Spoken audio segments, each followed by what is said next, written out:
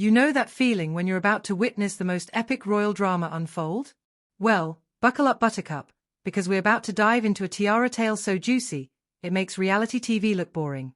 The French state visit to Windsor Castle is happening July 8th to 10th, and honestly, I'm more excited about this than my own birthday. Because here's the thing, everyone's asking the same burning question: which tiara will Princess Catherine wear? And let me tell you, whatever she chooses might just send shockwaves all the way to Montecito. We're talking flying plates, panicked PR teams, and someone dramatically sighing into their oat milk matcha. You know who I'm talking about. Picture this, it's 2018. Wedding bells are ringing, but behind palace doors, there's a full-blown tiara tantrum happening. And when I say tantrum, I mean tantrum with capital letters and probably some foot stomping. Here's what went down, according to royal insiders who've spilled more tea than a clumsy butler. Meghan Markle had her heart set on emeralds, specifically the jaw-dropping Vladimir tiara, dripping with emeralds that literally have a history more dramatic than a Netflix series. Think about it. This isn't just any tiara. We're talking about jewels smuggled out of Tsarist Russia during the revolution. It's the kind of crown that makes people stop mid-conversation and go, holy moly, is that real? But here's where it gets interesting. The Queen, bless her soul, wasn't about to hand over one of the most spectacular pieces in the royal collection to, let's be honest, the wife of the spare. Harsh? Maybe. Royal protocol? Absolutely. Now, most people would be thrilled with literally any royal tiara. I mean, we're talking about wearing actual crown jewels. But apparently, the alternatives just weren't cutting it.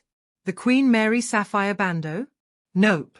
The Greville emerald kokoshnik that Princess Eugenie later wore? Still no dice.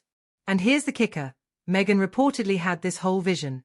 She wanted to be the Emerald Princess, the same way Catherine is known for her sapphires. She wanted the tiara, the epic emerald engagement ring, the whole emerald empire. But sometimes life doesn't give you the emeralds you want.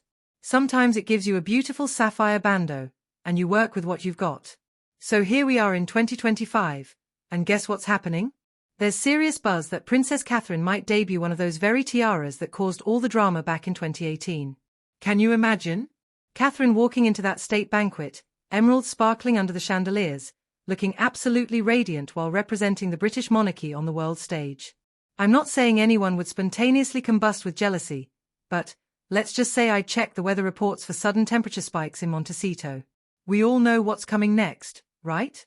The second Catherine steps out in those emeralds, I guarantee you'll see the most perfectly timed Instagram content drop. Picture this, a sepia-tone photo shoot in someone's rented garden, featuring suspiciously over-edited flowers and a caption about healing bees or ancestral wisdom. Because nothing says I'm totally not bothered by royal tiaras like posting mysterious content about connecting with nature.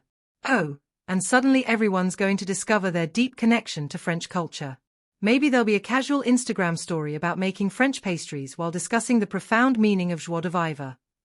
Here's what really gets me about this whole situation. On one side, you have Catherine preparing to represent Britain at a historic state banquet. She'll be wearing centuries-old jewelry, standing alongside world leaders in a palace that's witnessed literally hundreds of years of history. On the other side, we might get a blurry photo of someone trying to convince the world they run a global empire from their kitchen while juggling cookie mix and channeling their inner Julia Child. The contrast is, well, it's something. But wait, there's more. What if Catherine pairs her emerald tiara with Diana's iconic sapphire necklace?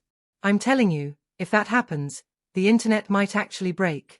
We're talking about combining two of the most meaningful pieces in royal jewelry history. The symbolism alone would be enough to make headlines for weeks. And somewhere in Montecito, the Wi-Fi might mysteriously go out for 48 hours. Total coincidence, I'm sure. Look, I know some people think royal jewelry drama is shallow. But here's the thing, these aren't just pretty sparkly things. These tiaras represent centuries of history, tradition, and the continuity of the British monarchy. When Catherine wears the Vladimir tiara or the Greville emerald, she's not just wearing jewelry. She's carrying forward the legacy of every woman who wore those pieces before her. She's representing the crown, the country, and the future of the royal family.